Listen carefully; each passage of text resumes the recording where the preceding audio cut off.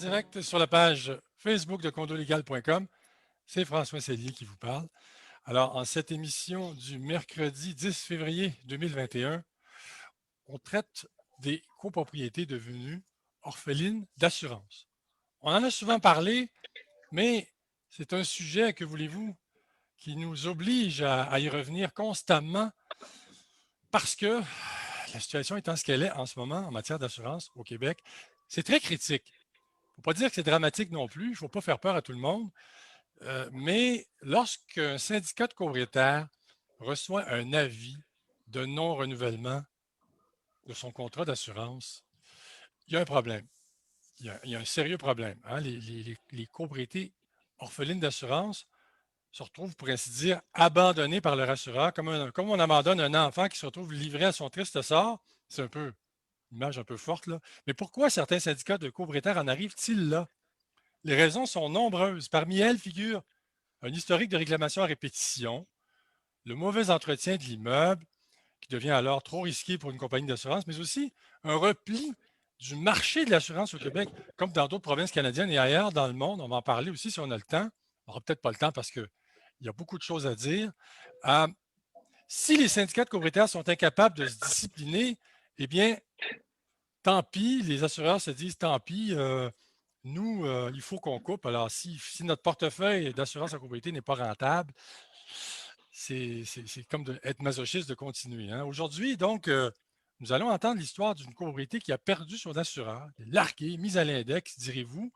Oui et non, car dans les faits, Vincent Gaudreau, que je vais vous présenter à l'instant, saura nous le dire lui-même, ces copropriétés, même si elles sont cataloguées, étiquetées comme des canards boiteux, finissent toujours par être réassurables. Hein? On finit par les réassurer au prix d'efforts parfois colossaux. En d'autres termes, dans le cas qui nous intéressait tout à l'heure, j'allais donner une information qui n'est plus valide, alors je ne la donnerai pas, parce que là, la copropriété est maintenant assurée à 100%. On va en parler. Juste vous dire au préalable que cette émission est une présentation de Saint-Pierre et Associés au service de l'ingénierie et de la science du bâtiment. Saint-Pierre et Associés offre une gamme étendue de services. Parmi eux figurent la production de rapports d'état d'immeuble, les études du fonds de prévoyance et les carnets d'entretien. Cette entreprise a aussi développé une grande expertise dans l'inspection des façades d'immeubles et des stationnements souterrains. Elle assure également la surveillance des travaux dans plusieurs secteurs d'activité. Le bâtiment est une science que l'on ne confie pas à n'importe qui. Pour viser juste dans ce domaine, mieux vaut faire affaire avec les meilleurs. Saint-Pierre et Associés cumulent plus de 35 ans d'expérience en ingénierie de bâtiments, notamment en copropriété divise.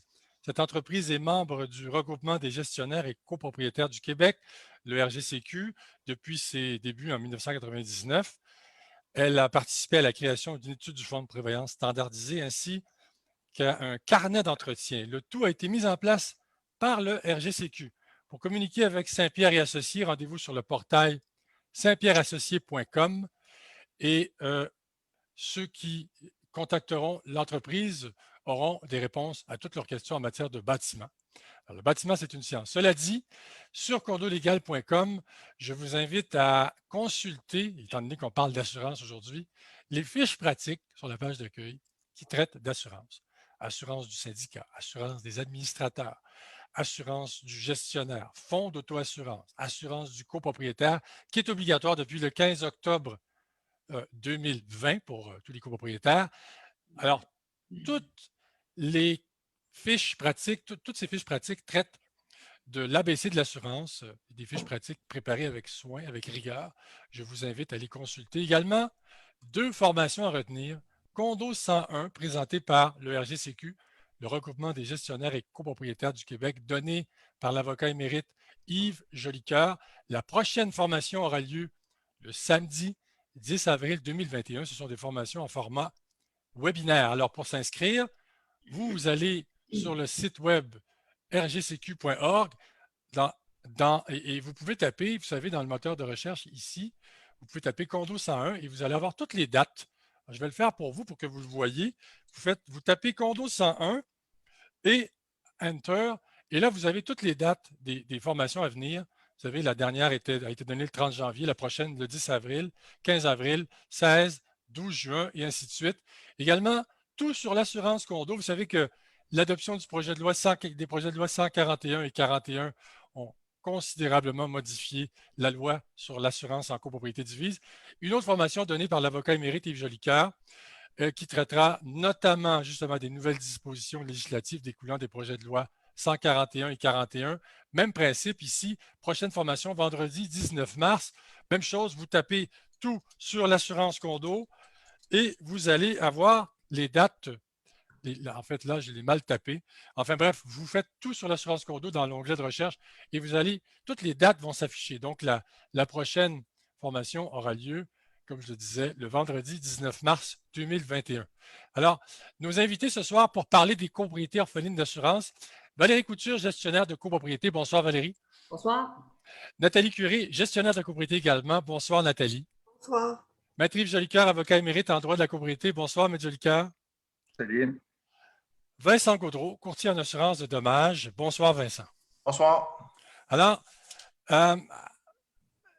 avant de poser la question clé, là, j'aimerais savoir, Vincent, la première question, est-ce que toutes les copropriétés qui sont abandonnées, comme on pourrait dire, par leur assureur ou dont l'assureur ne renouvelle pas le contrat, réussissent à trouver un remplaçant pour recadrer le risque? En règle générale, oui. Je vous dirais qu'on réussit à assurer, là, pour ma part, là, on réussit à assurer tous les syndicats de copropriété. Par contre, je vous dirais que ça se fait souvent, on peut avoir certains découverts d'assurance, certaines périodes de découvert. On peut avoir évidemment avec des conditions de primes et de franchise qui n'ont rien à voir avec la police qui s'est terminée. Mais en général, on réussit à trouver des assureurs. Mais je vous dirais que de plus en plus, on voit le phénomène des syndicats de copropriété qui ne sont pas renouvelés par leur assureur. Je vous dirais que de plus en plus, disons il y a beaucoup de péripéties avant d'arriver avec une conclusion. On le voit de plus en plus. Particulièrement depuis le début de l'année, je vous dirais que j'ai des dossiers de gens qui perdent leur assurance de syndicat à peu près à toutes les semaines, des nouveaux. OK. Et on va justement parler notamment de la copropriété en question, là, qui a perdu son assureur et au bout de 3 semaines, on a rattaché tous les bouts ensemble et ça fonctionne. La copropriété est maintenant de nouveau assurée. Maître Jolicoeur, quelles sont les conséquences pour un syndicat de copropriétaires de ne plus avoir d'assurance?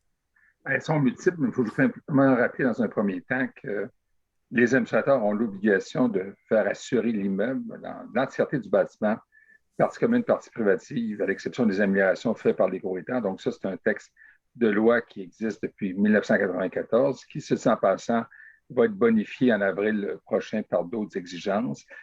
Alors, donc, finalement, l'équilibre dans une copropriété en termes d'assurance, c'est celle qui est établie par l'assurance du syndicat, en ce sens que c'est l'assurance en première ligne. Les copropriétaires, évidemment, vont devoir assurer leurs améliorations et leurs responsabilités civiles. Ça, c'est également une autre obligation. Maintenant, la conséquence est lourde. Dans un premier temps, il faut comprendre que quand l'assureur cesse d'assurer, les membres du conseil d'administration n'ont plus aucune protection, les mettant, dans le fond, à l'abri d'éventuels recours de copropriétaires de tiers. Donc, ils mettent en péril leur propre patrimoine advenant un recours judiciaire quelconque. Ça, c'est une des premières conséquences qui amène, dans le fond, souvent un inconfort très grand pour les membres du conseil d'administration en disant « c'est bien beau, je suis bénévole ou très peu rémunéré, est-ce que je vais prendre le risque de mettre en cause mon patrimoine personnel pour essayer d'aider tout le monde? » Ça, c'est le premier questionnement que les administrateurs vont se poser. Deuxième questionnement, c'est tout le volet transactionnel. Tu sais, si vous avez une vente qui a lieu lundi prochain, puis il n'y a plus d'assurance sur l'immeuble, ben, la vente va achoper. La vente va achoper. Il n'y a pas un notaire, en sachant qu'il n'y a plus d'assurance sur l'immeuble, qui va finaliser la transaction parce que généralement, toutes ces ventes-là sont. On a un financement hypothécaire attaché à ces transactions-là.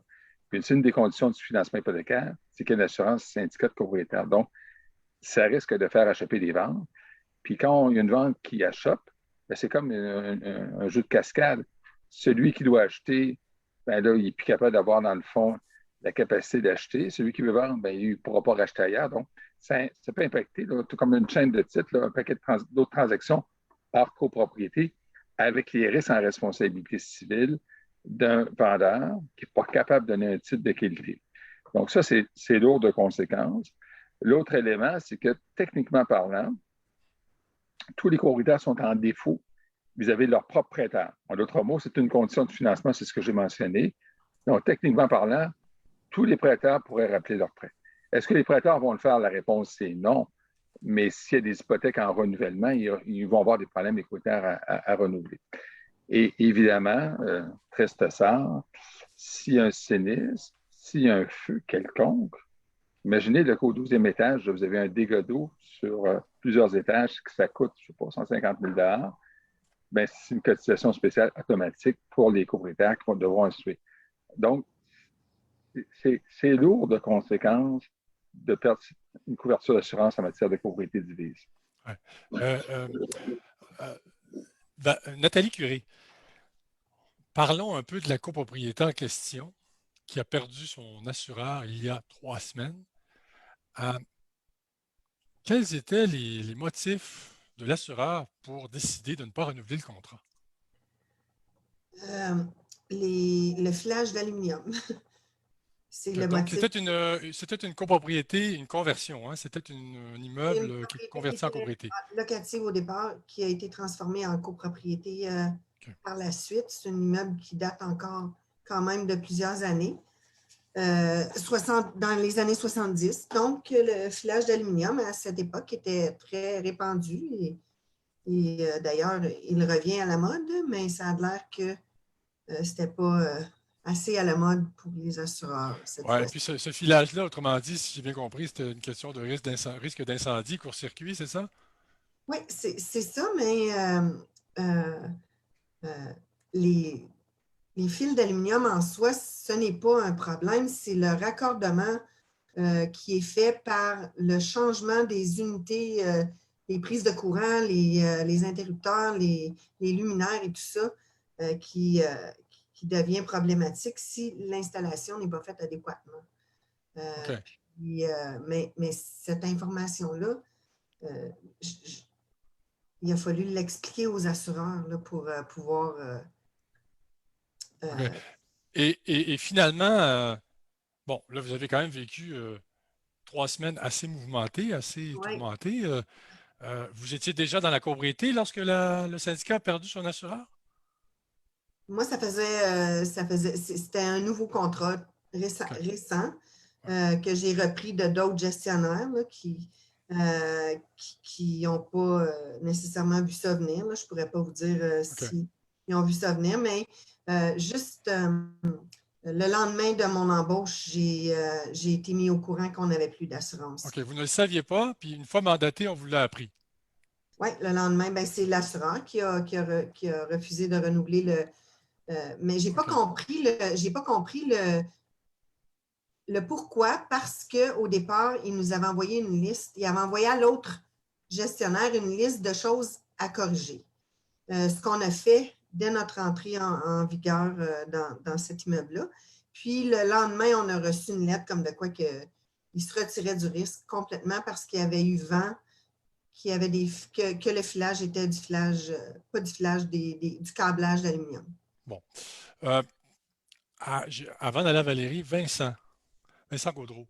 Alors, le syndicat de copropriétaires reçoit un avis de non-renouvellement du contrat d'assurance de son assureur. Il reste 2 mois au contrat.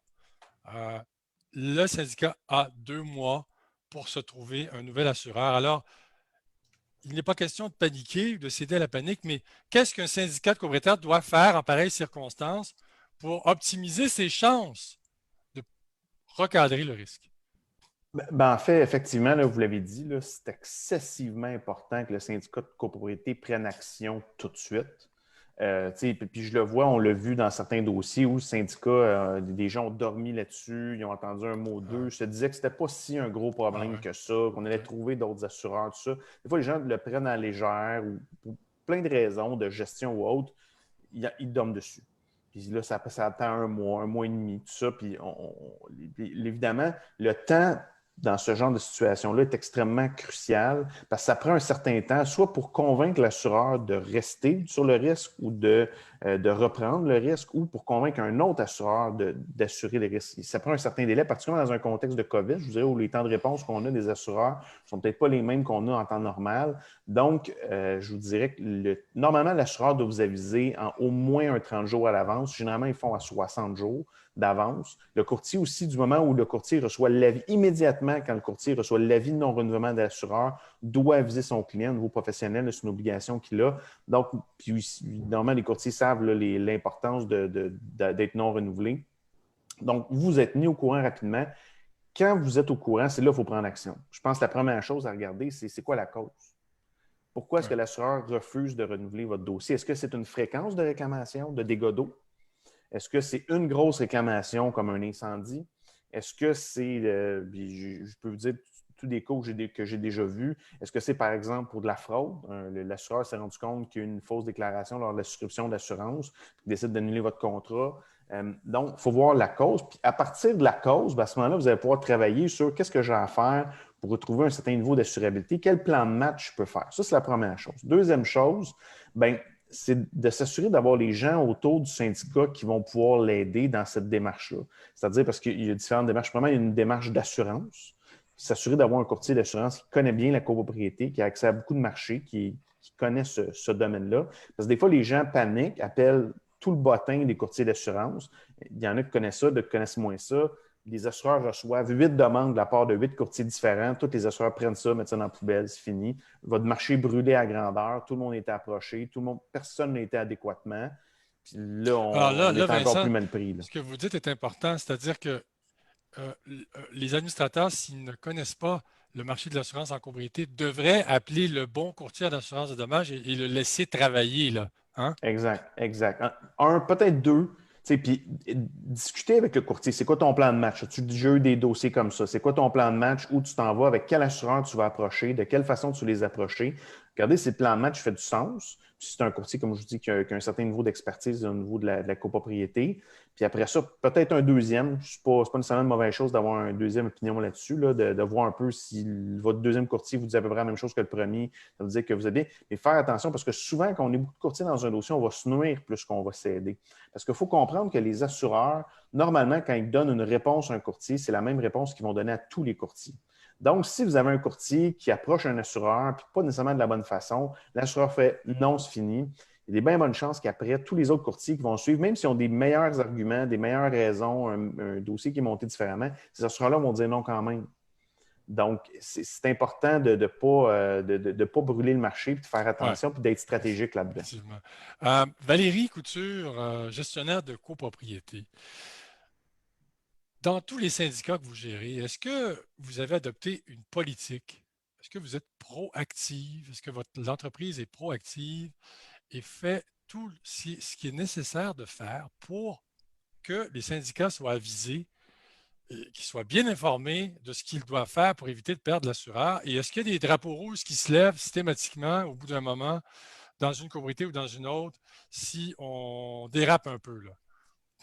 Ben oui, tout à fait. Comme gestionnaire, c'est une partie de notre rôle de continuer de marteler l'information aux copropriétaires. Donc, chez nous, Condo Stratégiste, on fait des bulletins mensuels dans lesquels il y a toujours un rapport avec les dommages par l'eau, les assurances, etc., les réquisitions de documents qu'on doit recevoir comme syndicat, comme gestionnaire. On voudrait faire plus, François. Tous les gestionnaires, Nathalie pourra le confirmer, les gestionnaires, on voudrait faire beaucoup plus, mais tout arrive en même temps depuis 1 an ou 2. On a tous les mêmes défis, on a toutes les mêmes situations problématiques dans nos firmes de gestion. Et là, je parle des gens qui sont sous gestion, mais Vincent et Maître Jolicoeur amenaient des points très importants pour les copropriétés qui sont en autogestion, qui ne connaissent pas. La première chose souvent qu'on se fait demander par nos nouveaux clients, c'est allez-vous nous aider à mieux nous assurer, tout ça. Donc, les gens pensent que ce que Vincent vient de dire là, de ne pas magasiner tout le monde en même temps parce que ça ne va pas nous aider, pensent qu'on dit ça pour ne pas faire de travail. Mais c'est loin d'être ça.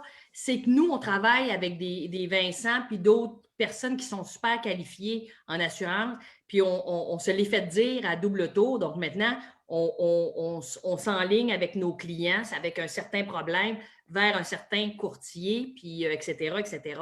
Donc, on voudrait faire plus, mais là, présentement, cette année, l'argent, il faut la mettre dans le fonds d'auto-assurance, l'argent, il faut la mettre dans le fonds de prévoyance. Fait que là, présentement, les copropriétés, là, la vague d'eau est par-dessus, puis elle menace toujours de casser. Fait que c'est sûr que c'est très difficile depuis 2 ans là, à suivre le beat.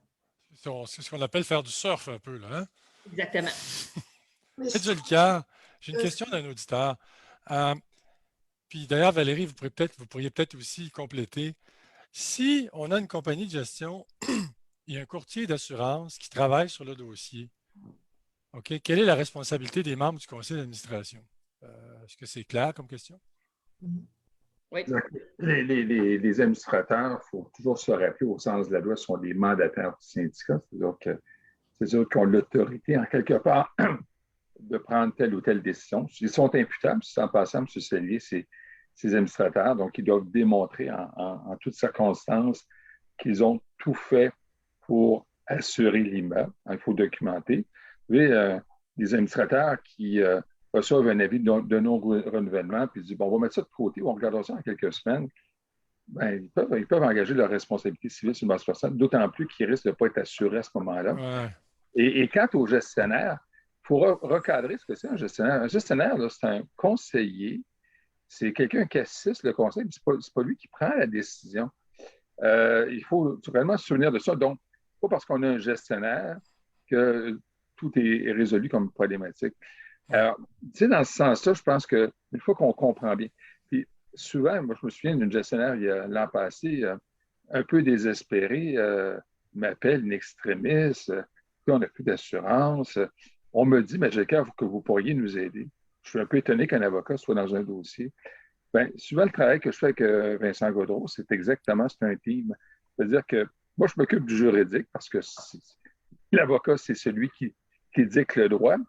Et le courtier, c'est celui qui conseille en termes de produits d'assurance, qui va, dans le fond, tout faire pour obtenir les garanties. C'est complexe en passant, les garanties en matière de copropriété. C'est pas simple. Alors, moi, ce que j'ai à l'auditoire ce soir, puis je me sens très, très à l'aise de dire, ça vous prend des courtiers spécialisés en copropriété. Commencez pas à faire du magasinage. Le beau-frère du cousin de l'autre, qui est courtier d'assurance, tout respect, il est peut-être très sympathique, mais faites pas en sorte que dans une situation critique, ils apprennent avec vous comment ça marche un dossier d'assurance en copropriété. D'autant plus que souvent, on s'aperçoit qu'il y a des montages qui sont d'une haute complexité. On parle du phasage. Et lorsqu'on est dans du phasage, bon, on a un grand syndicat initial, le concomitant. Ça prend des produits complémentaires. J'ai écrit un texte, j'ai fini un texte pour la formation permanente du barreau sur justement la copropriété horizontale. C'est-à-dire, on en a parlé dans le dernier condo liaison. Oui. Il y a combien d'immeubles en côté horizontal qui ne sont pas assurés du coup? C'est des jumelés. Les gens pensent que ce n'est pas nécessaire. Moi, je sors de mon bar, l'autre, je sors de l'autre côté. Ben, ils sont orphelins d'assurance parce qu'ils ne comprennent pas qu'ils doivent s'assurer, puis qu'ils ne comprennent pas que si jamais un des deux voisins passe au feu puis qu'il n'est pas assuré, ben là, on va avoir un bout du bâtiment non reconstruit, puis on n'a pas d'assurance syndicat. Il y a de lourdes conséquences à s'improviser en cette matière. C'est pour ça que je reviens toujours une chose, demandez, quand vous prenez un courtier, demandez quel est son degré d'expérience. Qu'est-ce qu'il en sait de l'assurance copropriété? Demandez-lui s'il a déjà lu une déclaration de copropriété. Puis s'il vous dit oui, puis qu'il a du vécu, bien là, vous avez un courtier qui peut réellement vous assister dans un dossier. Puis c'est l'autre avantage, je ne veux pas être méchant, mais en assurance directe, le conseil n'est pas toujours à la hauteur de la complexité des montages. Ouais. Moi, je toujours dit à des administrateurs, quand vous prenez un courtier, demandez-lui s'il lit la déclaration de copropriété, est-ce qu'il la regarde, commencez. Toutes c'est des questions de base. Puis si la réponse est oui, surtout quand on est dans une zone critique, mais vous avez la personne de qualité auprès de vous. C'est ça qui est important dans leur faire. Effectivement. Valérie Couture, puis ensuite Nathalie Curie, en tant que gestionnaire de copropriété, vous devez quand même ressentir une pression ou vous devez vous sentir imputable par rapport au choix de l'assureur, par rapport à au mandat qu'on vous donne de trouver un assureur, par exemple, pour un administrateur, au risque de les décevoir. Vous ne voulez pas les décevoir, donc j'imagine que vous avez un devoir, entre guillemets, officieusement déontologique ou officiellement déontologique de bien faire les choses. Valérie Couture, puis ensuite Nathalie Curé là-dessus. Tout à fait, absolument, parce que nous, comme Maître Jolicoeur le dit, on accompagne le conseil d'administration. Donc, il nous donne la mission d'aller chercher. C'est sûr que c'est eux qui, s'il y a choix, il y a, qui doivent décider, mais c'est eux autres qui vont entériner ce qu'on va proposer ou ne pas entériner ou tout ça. Ouais. Mais c'est sûr que c'est très, très, très mal compris au niveau des administrateurs. Les gens pensent encore qu'on peut magasiner pour avoir un meilleur prix. On n'est même plus là, on est en train de magasiner pour avoir une assurance et non pas un prix. Effectivement. Puis Nathalie, j'ai entendu, les gens s'imaginent encore que c'est pas grave si on perd l'assurance. Il y a des gens qui s'imaginent encore que on a perdu notre assurance, c'est pas grave, on va en trouver un autre, puis on ne prendra pas n'importe qui, là, on va prendre celui qui nous offre le meilleur prix. Là, hein? Ben Nathalie oui. Curé, Nathalie Curé là-dessus. Ben non seulement ça, mais en même temps, moi, j'ai eu des copropriétaires qui m'ont dit qu'on a juste à s'auto-assurer. Ben, pour votre information, on est contre la loi si on fait ça. Alors, mais moi, ce que je pense, qu'est-ce qu'il faut retenir dans tout ça, c'est s'entourer des bonnes personnes, comme Maître Jolicoeur disait un peu plus tôt, parce que moi, j'ai eu l'autre côté de la médaille en début de cette saga-là. J'ai travaillé avec quelqu'un qui s'est complètement désisté qui a sauté à l'autre bord du bateau. Là. Puis, cette personne-là, je me suis dit, wow, OK, merci. Puis, une chance que j'avais un réseau alentour de moi qui a été en mesure d'aller chercher les personnes ressources pour être capable de m'aider dans ce dossier-là parce que, effectivement, j'aurais été mal pris. Donc, pour les copropriétés qui font de l'autogestion, bien souvent, c'est ce qui arrive. Ils n'ont pas les personnes ressources alentour d'eux pour pouvoir les aider dans des dossiers tels que ceux-là.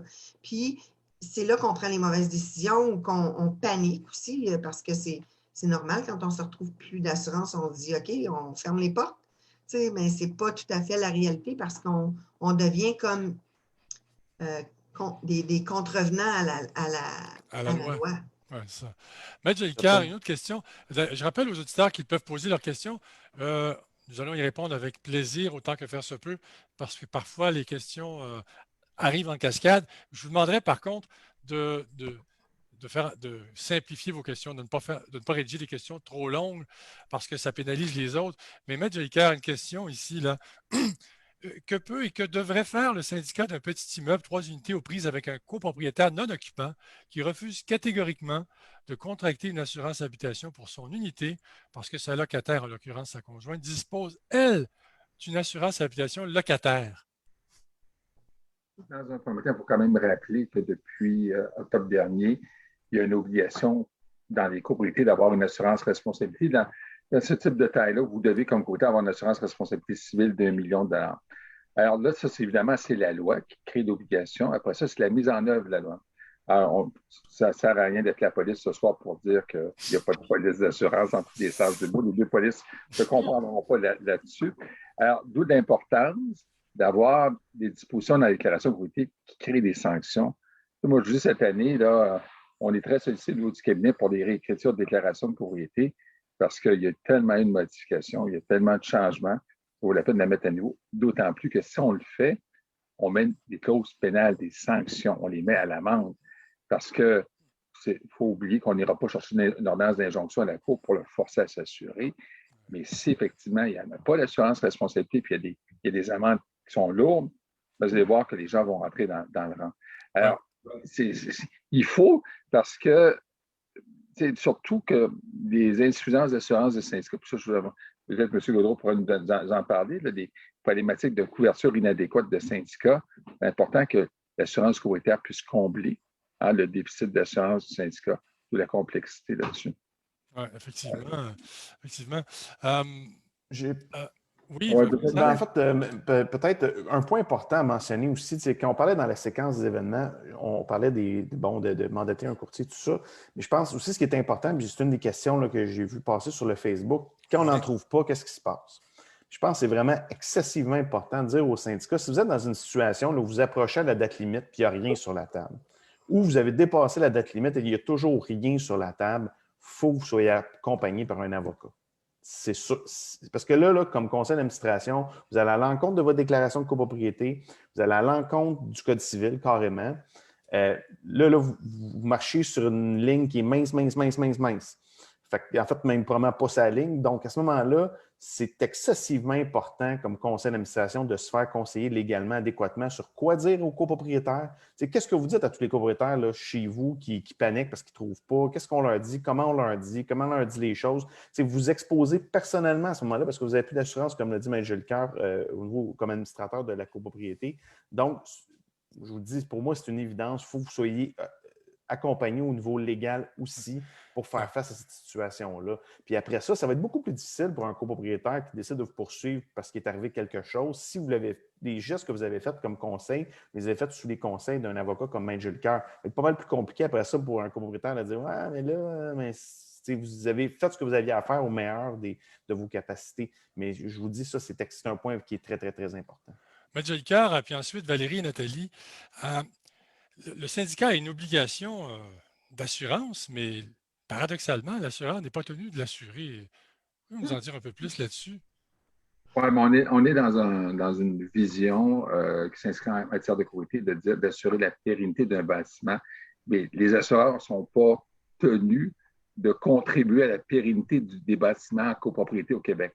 Alors, d'où l'importance de devenir sous une meilleure administration, sous une meilleure gestion. D'ailleurs, je vous rappelle, vous saviez que le projet de loi 16, déposé par Mme Laforêt, la ministre responsable, a introduit toutes sortes de dispositions particulières, études de fonds de prévoyance, carnet d'entretien, toutes les mesures qui visent à pérenniser les bâtiments. Alors, moi, je pense qu'il va falloir bâtir une culture du maintien d'actifs pour être attrayant aux assureurs. Tu sais, l'assureur qui est sûr qu'il va perdre de l'argent, c'est bien utile de placer un risque là-dedans. Alors, moi, je pense qu'à un moment donné, lorsqu'on va être en mesure d'arriver avec une culture de maintien d'actifs dans nos copropriétés québécoises, ça va être tellement plus facile d'aller voir un assureur en disant « Regardez, là, moi, je suis un bon risque. Là.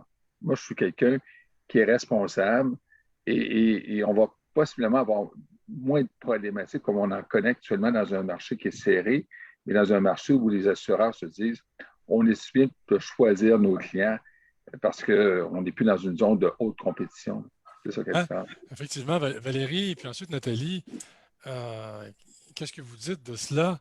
Parce qu'en fait,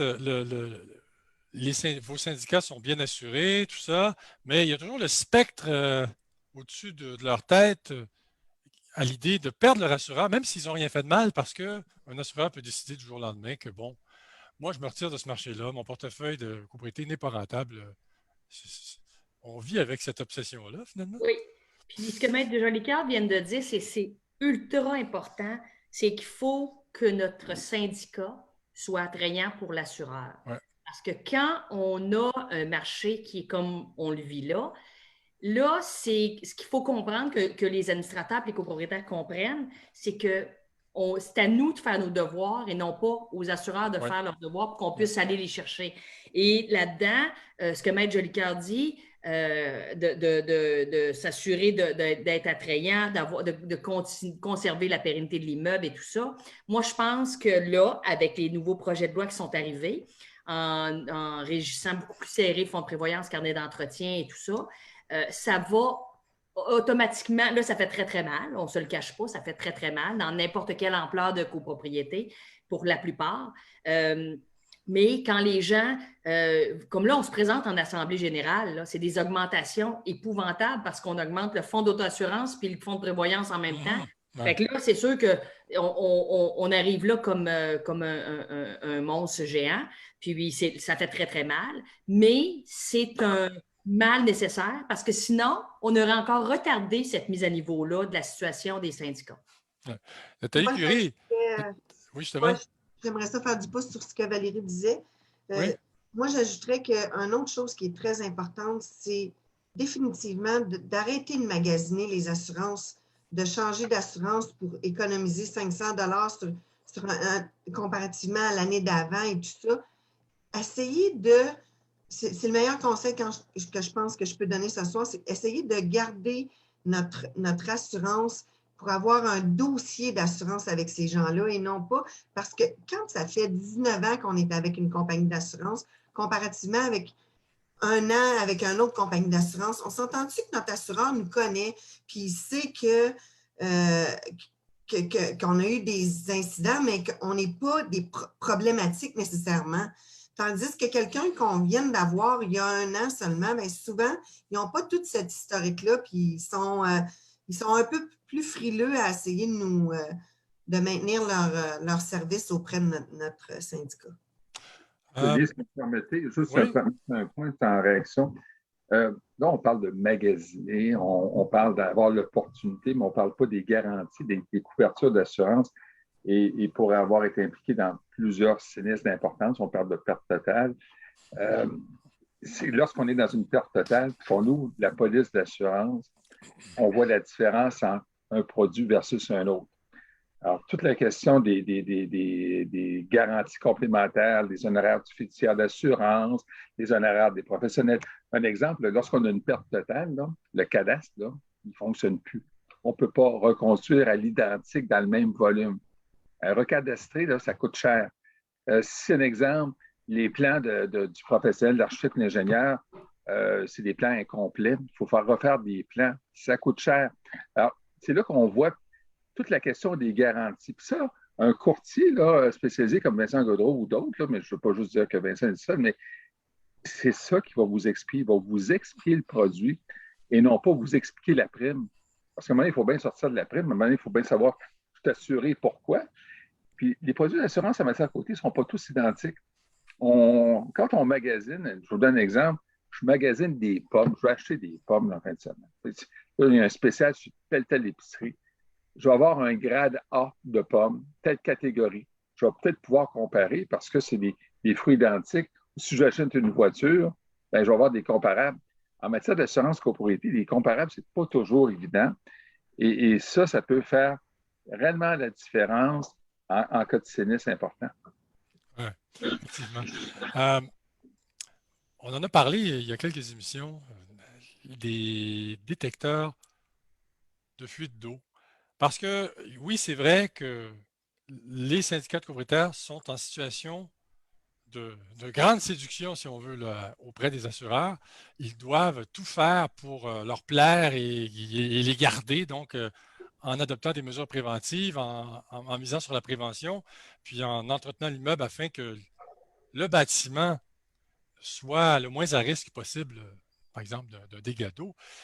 Mais comment, Nathalie Curé, ont réagi comment les syndicats de copropriétaires réagissent-ils lorsque vous leur dites, écoutez, là, mettez toutes les chances de votre côté, faites installer dans toutes les unités un système de détection des fuites d'eau, hein, payable par chacun des copropriétaires. Ça coûte à peu près 1 000 $ par porte. Comment on réagit, là, les syndicats? D'abord, est-ce qu'ils sont éveillés à la chose? Puis est-ce qu'ils sont sensibilisés? Puis est-ce qu'ils sont conscients de la situation en ce moment? Bien, je vous dirais que certains syndicats, oui, les plus nouveaux, là, je vous dirais. Certains autres syndicats, ils ne comprennent pas le système, puis il faut que tu leur présentes. Puis c'est beaucoup de travail de présenter plus qu'un soumissionnaire qui fait ce produit-là aussi, parce que c'est relativement nouveau. Mais en général, je vous dirais que les administrateurs apprécient l'idée. C'est quand tu essaies de présenter ça à une assemblée générale annuelle que ce n'est pas toujours évident de faire comprendre l'importance de systèmes de cette nature-là. Valérie Couture, est-ce que ça vous arrive de dire à un syndicat de copropriétaires qui n'a pas écouté la recommandation sur la prévention, est-ce que ça vous arrive de leur dire « Je vous l'avais dit » ? Est-ce que ça arrive, ça? Non, mais on peut le penser, mais on ne le dit pas toujours. Non, c'est ça, on ne le dit pas. C'est ça, exactement. Mais pour en revenir sur la détection de l'eau, la question, ce qui est drôle, parce que vous ne l'avez pas dit, mais quand on parle de ça à nos syndicats et tout ça, la première question, c'est « Ah, ben là, l'assureur va sûrement nous baisser la prime. » Et oubliez ça. Ah. C'est juste pour s'aider à s'assurer puis à être bien vendu qu'on fait ça. Et ça n'empêche pas tous les dégâts d'eau, ces affaires-là, mais ça minimise énormément les situations problématiques. Vous savez, Maître Jolicoeur est là-dedans, journée longue, nous aussi comme gestionnaire, puis Vincent aussi.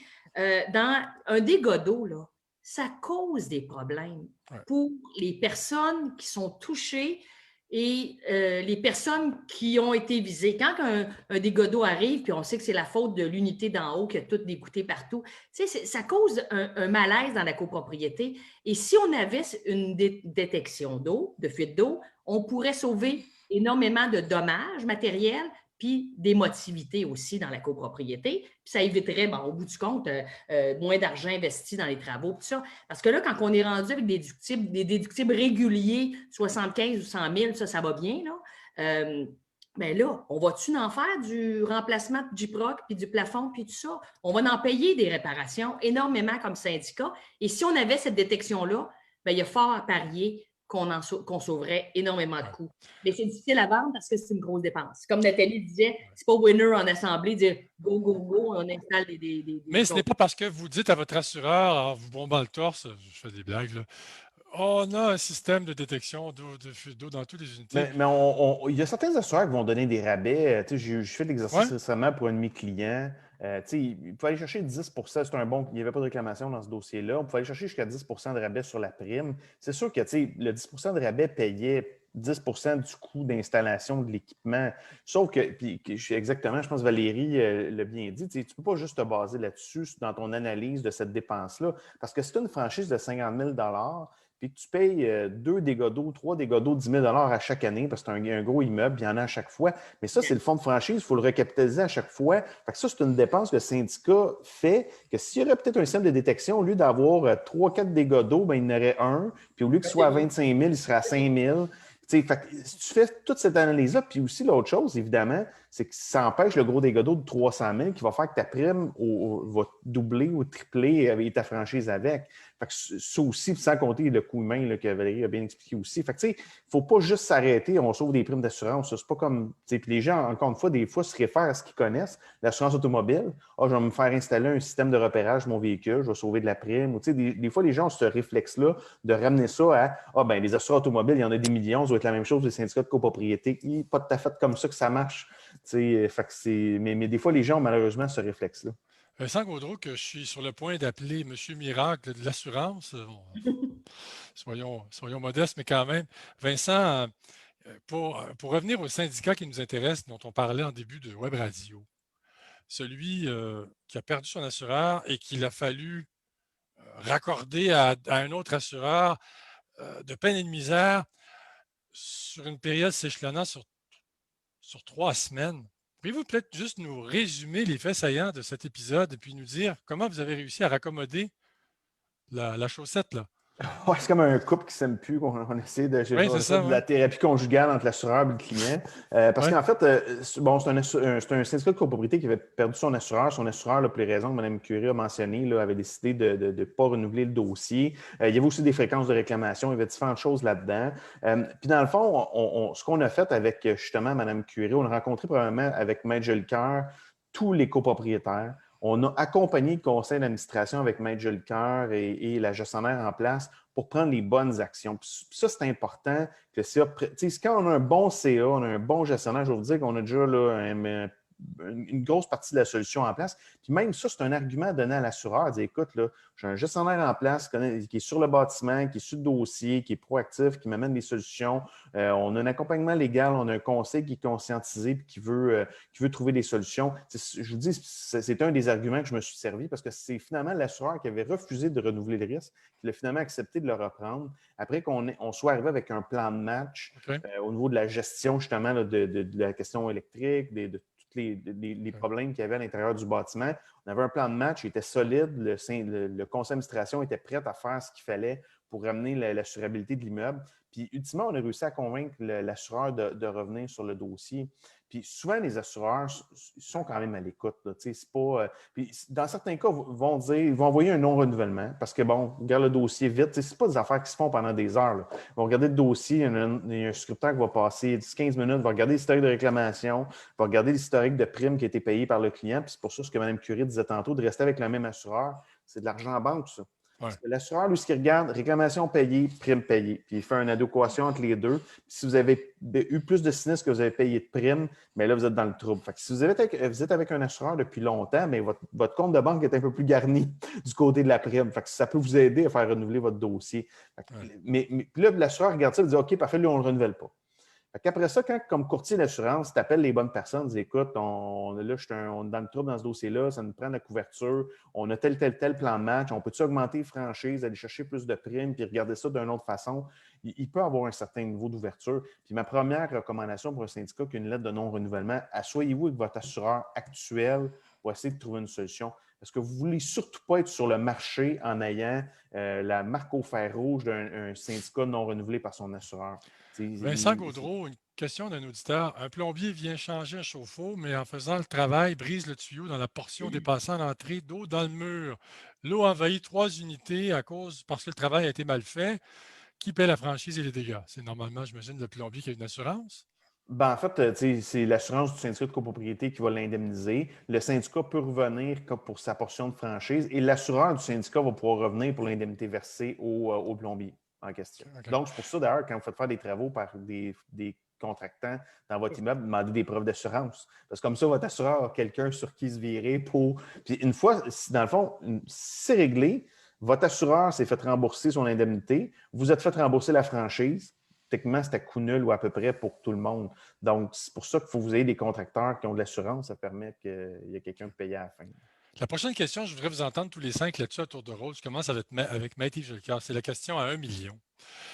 Est-ce que l'adoption des projets de loi 141 et 41 sur l'assurance en copropriété, ainsi que l'adoption du projet de loi 16 qui ont modifié considérablement la loi sur la copropriété en général à plusieurs égards, est-ce qu'on peut penser qu'éventuellement, au fur et à mesure que les dispositions s'appliqueront, entreront en vigueur, est-ce qu'on peut penser qu'éventuellement, grâce à ces projets de loi-là, petit à petit, la vie en copropriété va s'assainir en termes de gestion et qu'on va finir par reprendre le dessus et qu'on va finir par faire le ménage dans ce qui ne va pas. Maître Jolicoeur, dans un premier temps, la réponse. Moi, je suis convaincu qu'en termes de culture, en matière de copropriété, c'est en train de changer pour 2 raisons. Effectivement, lorsqu'on a une législation nouvelle, ça amène plus de questionnements, plus d'activités, notamment au niveau du RGC. On fait plein de formations, etc. Donc, on a beaucoup de demandes. Et également, ce n'est pas une mauvaise affaire que les assureurs resserrent la vis actuellement, parce que pour une fois, ça oblige les propriétaires à se questionner. Ai-je mis en place dans mon immeuble une politique de gestion de risque? Une politique de gestion de risque, c'est autant dans la déclaration de propriété qui va prévoir des clauses particulières pour forcer les changements de chauffe-eau, des clauses pénales quand les gens ne respectent pas certaines dispositions en matière de travaux dans les appartements. Alors, je pense que moi, je suis relativement positif. Et aussi, la question du fonds d'auto-assurance, ça force les gens à se questionner sur le coût de la franchise d'assurance. Parce que les gens sont toujours un peu dans le monde de « Ouais, mais s'il arrive un sinistre, l'assureur va payer. » Non, ça ne marche pas tout de même, il y aura une franchise. Alors que quand c'est dans le budget présenté aux propriétaires, on va parler ce soir de fonds d'auto-assurance. C'est quoi cette affaire-là? Ouais, mais vous savez, on a une franchise de 100 000 $. Quoi, 100 000 $ ici? Là, les gens réalisent, tombent des nues à la 100 000 €. C'est-à-dire qu'il faut mettre 100 000 $ dans un fonds, mais comme ça qu'on a ça. Donc, c'est sûr qu'il y a une prise de conscience qui est en train de se faire dans de nombreuses copropriétés québécoises. C'est d'autant plus intéressant lorsqu'il y a des gestionnaires qui sont qualifiés, qui les accompagnent, qui commencent à leur expliquer un peu l'ABC du mode de fonctionnement du côté. Donc, je suis relativement positif sur l'avenir de notre copropriété québécoise, compte tenu de cette réforme législative, mais également d'une prise de conscience en matière économique qu'il faut s'occuper de son immeuble. Maître Jolicoeur, corrigez-moi si je me trompe, le fonds d'auto-assurance entrera en vigueur le 15 avril 2022, oui, n'est-ce pas? Et à partir de cette date, les syndicats de copropriétaires auront 2 ans pour le constituer à hauteur de la plus haute franchise, à l'exception de celle sur les inondations ou les tremblements de terre, c'est bien ça? exactement. Voilà. Valérie Couture, là-dessus, j'aimerais vous entendre. Est-ce que les nouvelles lois vont finir par assainir le milieu de la copropriété divise au Québec? Moi, je suis entièrement d'accord avec Maître Jolicoeur. Ça force les copropriétés à se faire un plan de match qui fait du sens. Parce qu'avant, tant qu'il n'y avait pas de loi, tout le monde dit « Ah, ben c'est pas obligatoire », puis on chicane comme gestionnaire pour dire « Attendez pas, ça va faire mal, on est aussi bien de commencer plus tôt ». Mais là, maintenant, on dit « C'est comme ça », puis il faut mettre l'argent. Et comme Maître Jolicoeur dit, quand je demande à un copropriétaire de mettre un pourcentage, sa cote-part sur 100 000 il y a un petit peu plus d'écoute qui se fait que quand il ne se rend pas compte puis il dit « Moi, c'est pas grave si mon bain déborde, là. Le syndicat va payer. » Fait que ça, on commence, ça, je vous dirais que ça commence à être fini. Ouais. Puis, d'avoir un plan de match, fonds de prévoyance qui commence à se garnir, fonds d'auto-assurance qui commence à se garnir, carnet d'entretien pour éviter devancer les dépenses du fonds de prévoyance, mais plutôt de les retirer. Et ça, c'est toutes des choses que quand on veut arriver avec un nouvel assureur, qu'on doit présenter ça à notre assureur, et on est pas mal moins en culotte courte avec ce bagage-là de préparer. Effectivement. Nathalie Curie, là-dessus? Moi, j'ajouterais que ça fait longtemps que nous, on a commencé en tant que gestionnaire. C'est peut-être l'avantage que les copropriétés où est-ce qu'il y a des gestionnaires en place, ça fait déjà plusieurs années qu'on leur parle de ça. Il y a beaucoup d'éducation à faire à ce niveau-là. Moi, ce que je souhaite idéalement, c'est qu'il y ait de l'ouverture de la part des administrateurs. Puis je vous dirais que dans mes dossiers, je suis assez gâtée. J'ai une belle ouverture de la part des administrateurs, mais il y a des endroits où est-ce que c'est plus difficile d'éduquer les administrateurs à ce niveau-là. Mais l'importance de prévenir plutôt que de guérir, je crois que c'est important. Puis la répartition, une bonne planification de la répartition de ces frais-là, elle est à considérer. Effectivement. Avant d'aller à Vincent, une question d'un auditeur. On s'excuse de ne pas pouvoir répondre à toutes les questions. J'essaie de répondre au plus grand nombre de questions possibles. Continuez de poser vos questions parce que de toute façon, par la suite, Vincent Gaudreault peut même y répondre, même après ainsi que nos gestionnaires et Maître Jolicoeur peuvent y répondre, même après la web radio. Alors, je vous encourage à continuer de poser vos questions. Est-ce que le fonds d'auto-assurance ne doit pas être entièrement disponible au 15 avril 2022? On vient de le dire. L'entrée en vigueur, c'est le 15 avril 2022, mais à partir de là, on a 2 ans pour le constituer. Est-ce que je donne la bonne réponse? C'est bien ça? La réponse est bonne, mais ce n'est pas parce que la loi vous dit de le constituer au complet dans 2 ans. On doit attendre 2 ans. On doit attendre parce que de toute façon, si vous avez un sinistre que vous devez le payer de la franchise, vous n'avez pas d'argent d'accumuler, bien, ça va être une cotisation spéciale. Je vois de plus en plus les copropriétés, des gens ont commencé à constituer le fonds d'auto-assurance, qui en mettent à chaque année. Ils n'attendent pas. En fait, l'objectif du législateur était très simple. C'était de permettre aux copropriétaires de se préparer à cette réalité. On a pas mal lissé dans le temps, on va le voir aussi avec le fonds de prévoyance, etc., les études de fonds de prévoyance, de lisser dans le temps pour pas qu'il y ait un impact économique majeur.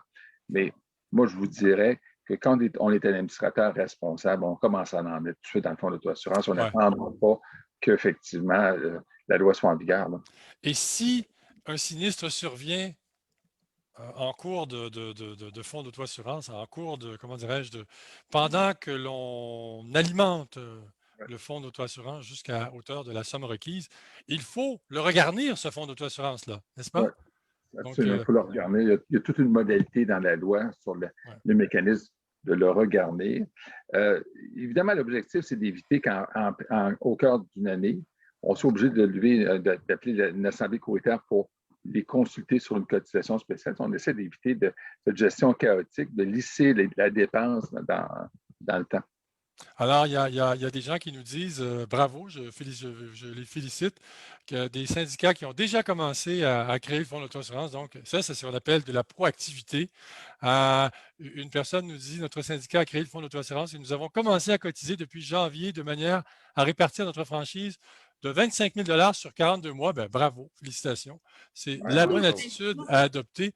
Les syndicats ont tous commencé, ils ont tous commencé. Il y en a même qui, c'est fini, qui l'ont l'argent dedans. Ouais. Mais il y a des syndicats qui disent ouais, mais moi, ma franchise, elle est de 10 000 pour un dégât d'eau. C'est ma plus haute franchise. Ça me donne quoi là, de créer un fonds d'auto-assurance? 10 000 on est 16 portes, on est 20 portes. On va demander à tout le monde donnez-nous 800 chacun, c'est bon. C'est pas la bonne attitude à adopter ça. Bien, c'est parce que quand il arrive une situation comme on vit présentement mondialement, c'est pas tout le monde qui arrive avec de l'argent. Il y a des gens qui ont été vraiment mal pris. Puis il suffit que ça arrive à une personne, c'est une personne de trop, quand on a reporté quelque chose qu'on aurait dû déjà placer dans le budget. Puis Ouais, surtout l'autre chose aussi, c'est oui, que vas-y. des fois, ça prend les fonds rapidement. Tu sais, c'est que si on a 16 unités à la ramasser, 500 chaque, mais il faut payer Gus tout de suite, le temps de faire le tour de passer le chapeau à la grandeur des bâtiments, ça peut être long.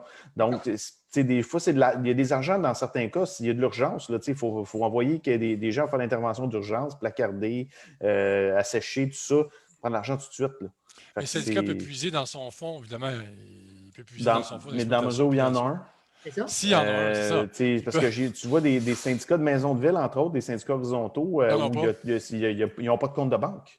Moi, Effectivement. on m'a déjà payé des primes d'assurance avec des chèques personnels de tous les copropriétaires du bâtiment.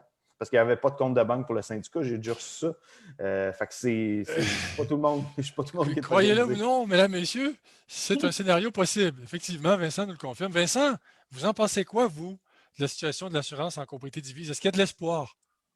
Ah oui, absolument. Donne-moi deux petits- Oui, ben en fait, je pense qu'il faut comprendre aussi une chose. L'assurance commerciale en général, au niveau mondial, c'est difficile actuellement. Donc, les syndicats de copropriété ne sont pas dans une situation unique par rapport au. J'avais une question là-dessus au niveau des blocs appartements, par exemple, ou tu sais, je sais que Valérie fait de l'immobilier locatif aussi. C'est pas facile non plus, l'assurance en immobilier locatif. Il ne faut pas penser que c'est une situation unique aux syndicats de copropriété. C'est dans beaucoup de secteurs présentement en assurance commerciale. Il y a une problématique de capacité. Le réchauffement climatique affecte les assureurs. Il y a plein de questions de marché qui affectent l'assurance. Mais souvent, l'assurance aussi, c'est cyclique. On a des phases où les primes augmentent, l'offre d'assurance est faible, les primes augmentent. Après ça, il y a une rentabilité dans le secteur, il y a plus d'offres, puis il y a un certain niveau de compétition qui se fait. Moi, je suis convaincu, dans les prochaines années, si le secteur continue à bien aller et à s'améliorer, les gens vont pouvoir demander des soumissions pour payer moins cher, avoir des franchises plus basses. Moi, je pense qu'on va arriver à ce là-dessus. Mais souvent, l'assurance, j'ai cette expression-là, c'est le canari dans la mine. C'est-à-dire, quand ça ne va pas bien, souvent, c'est l'assurance parce que nous, quand le bâtiment ne va pas bien, il y a des dégâts d'eau, il y a des feux, il y a des dommages. Puis souvent, c'est le premier qui lève la main et dit hey, ça ne va pas, les amis, c'est l'assurance. Puis Ah, Maître Jolicoeur l'a bien illustré. ouais. Ça a servi à ça, je pense, à conscientiser les gens au Québec qu'il y avait une problématique au niveau des bâtiments. Puis je pense qu'on va du bon côté. Alors, Maître Jolicoeur, j'aimerais vous entendre là-dessus. Là. On a entendu pendant un certain temps des syndicats de copropriétaires se plaindre que bon, le fonds d'auto-assurance, l'étude du fonds de prévoyance, ça va augmenter les frais de condo, ce sont des charges additionnelles, c'est pénible, on n'en veut pas. Pourriez-vous peut-être, j'aimerais vous entendre, ça vous avez une réponse efficace là-dessus, j'aimerais vous entendre argumenter là-dessus, plaider là-dessus. Je vais faire une métaphore. C'est comme dire à un jeune couple qui vient de se marier, qui ont 26-27 ans, il faudrait que vous mettiez de l'argent dans votre épargne retraite parce que quand vous aurez 65 ans, vous allez être content de l'avoir. Ben, c'est sûr qu'à cet âge-là, on veut voyager, on a toutes sortes d'autres choses que de mettre l'argent de côté. Mais en matière de côté, c'est la même chose. On agit comme des jeunes qui commencent dans la vie en disant de toute façon, nous, on est juste là pour un petit moment. Puis quand ça sera le temps de payer, on ne sera plus là. Donc, ça ne nous regarde pas. C'était une approche qu'on a connue longtemps, cette volonté de se déresponsabiliser, de nier l'évidence qu'un jour, les travaux vont se faire. Actuellement, on a un phénomène qui est en train de rattraper le marché d'à côté. Le premier, c'est l'assurance. L'assureur, lui, comme dit M. Gaudreau, c'est le canari dans la mine. On l'aime bien, cette expression-là. Hein? On l'utilise, là. On commence à l'utiliser souvent. L'autre phénomène aussi, c'est moins vrai parce que le marché est un peu surexcité au point de vue transactionnel, c'est la transaction immobilière. Là, aujourd'hui, tout se vend à des prix faramineux, mais un jour, le marché va se replacer et l'achat de façon éclairée, c'est prévu d'ailleurs dans le projet de loi 16 aux articles 1068.1 et 1068.2, là, le droit du copropriétaire de questionner le syndicat sur l'état de la copropriété. Vous allez voir que ça va changer en quelques années. Vous allez voir que les copropriétés qui auront une saine gestion vont être valorisées sur le marché transactionnel versus un qui est géré tout croche. Alors, soyez un peu patients pour ceux qui font bien les choses ce soir. Il y a de l'éducation populaire aussi, M. C. Il faut vraiment y penser. Vous avez mis en perspective Condo Légal ce soir. C'est un site sur lequel M. Cellier et moi, on a travaillé longtemps de la vulgarisation au point de vue du droit. Il y a un ouvrage qui va sortir, Supresse, Wilson et Lafleur, en mars prochain, qui est la réédition du livre chez Wilson Affaires sur l'assurance en matière qualité, sur un livre que j'ai fait il y a quelques années et qui va être actualisé avec la réforme du Code civil du Québec. Donc, mi-mars, lancement de l'ouvrage, tout ce qu'il faut savoir en matière d'assurance, en matière de qualité. Donc, on est en train tout simplement de se rendre chez l'éditeur. C'est exactement ce que M. Cellier met à l'écran. Cet ouvrage-là va être actualisé. Donc, ce pas des ouvrages très chers.